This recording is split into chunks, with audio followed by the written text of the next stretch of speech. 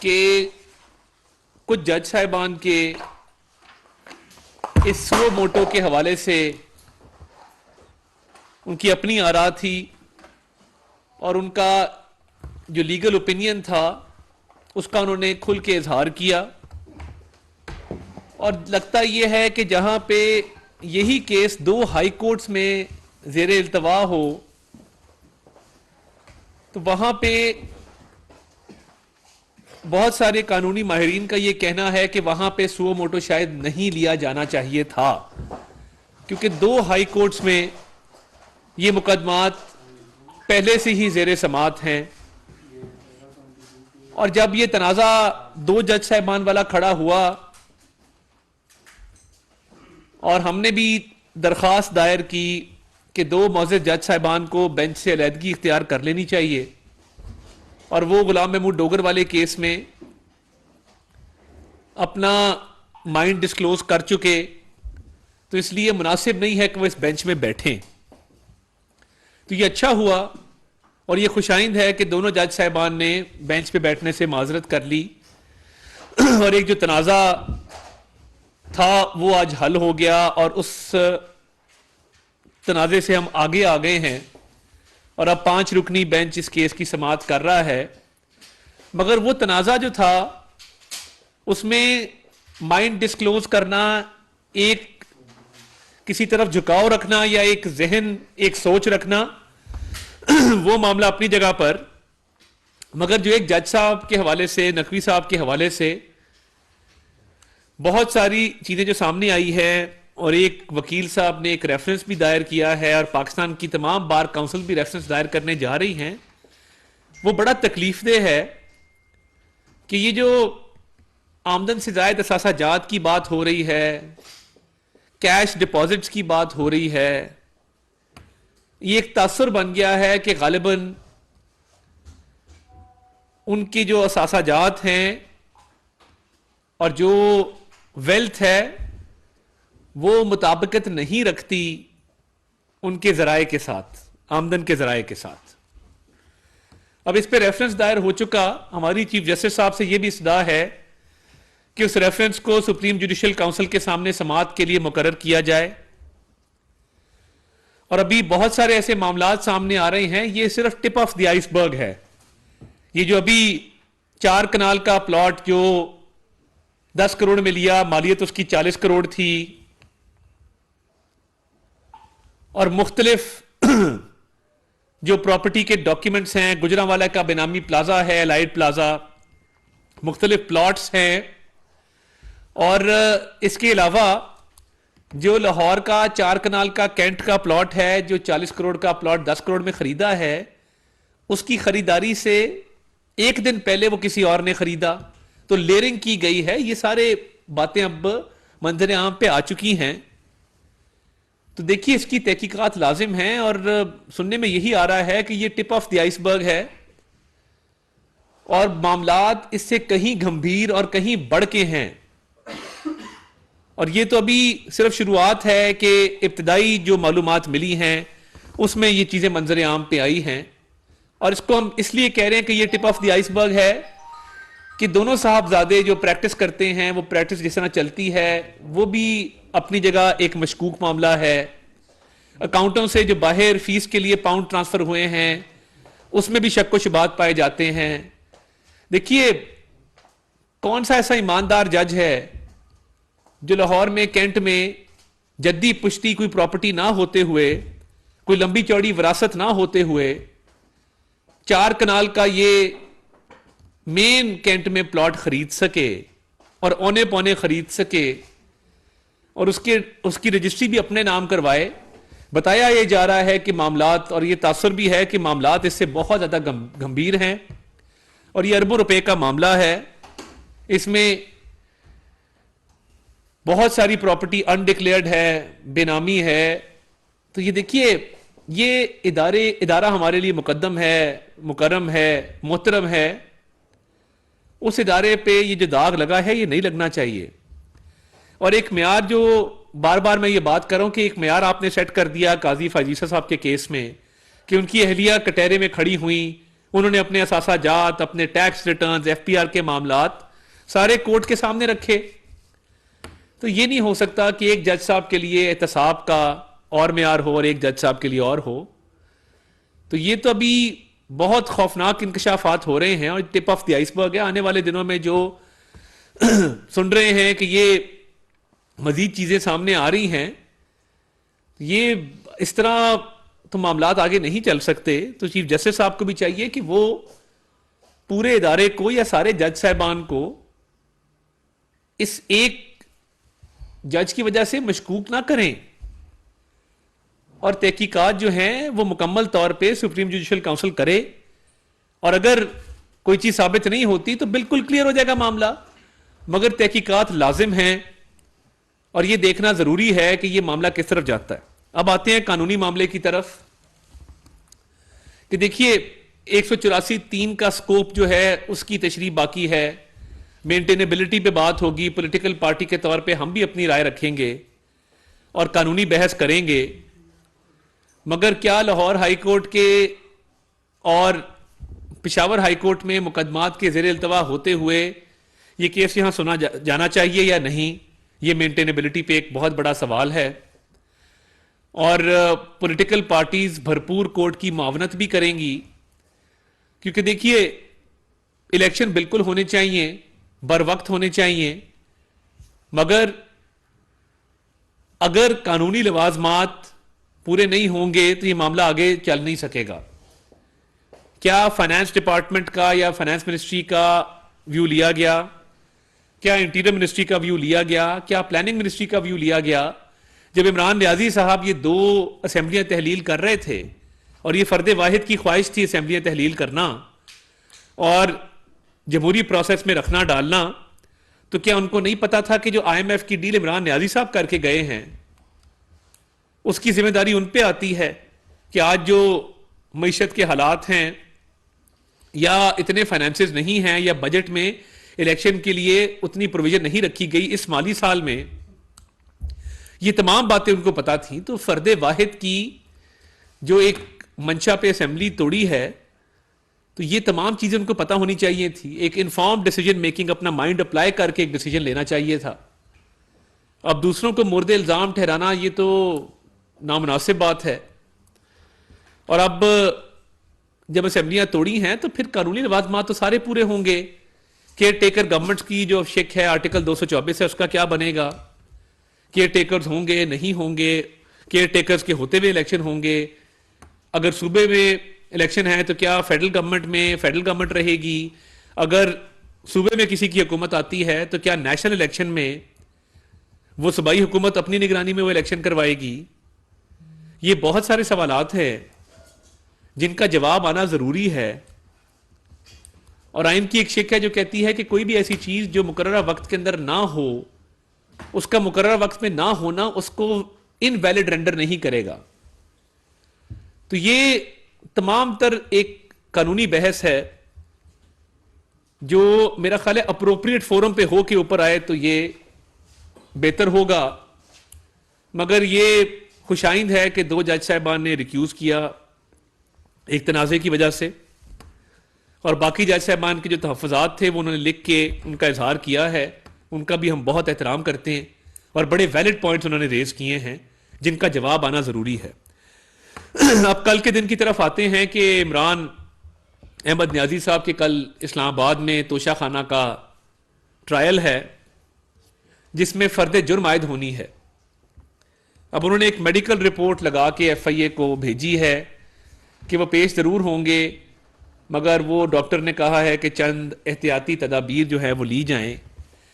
ये डॉक्टर तब कहाँ था जब रावलपिंडी के जलसे के लिए लॉन्ग मार्च के इख्तिताम पे सरकारी हेलीकॉप्टर पे लैंड करके एरिड यूनिवर्सिटी में सरकारी कुर्सी पे बैठ के, एक सरकारी मोनोग्राम वाली कुर्सी पे बैठ के तो खिताब फरमाया था। तब डॉक्टर ने नहीं बताया था कि ये धरने में, जलसे में, लॉन्ग मार्च में आपने नहीं जाना।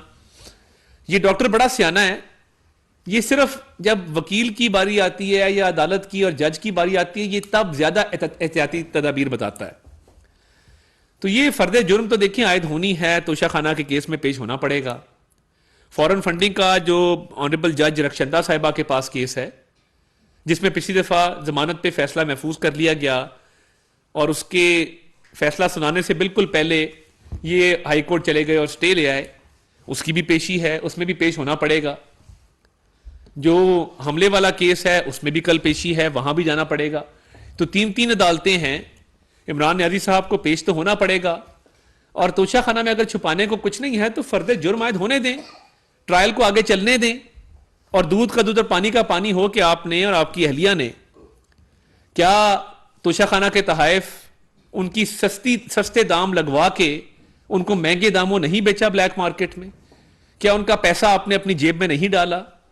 क्या वो पैसा आपने छुपाया नहीं? आपके अकाउंट, आप कहते हैं बैंक अल-फलाह के अकाउंट में गया, उस अकाउंट में तो पैसा ही कोई नहीं आया।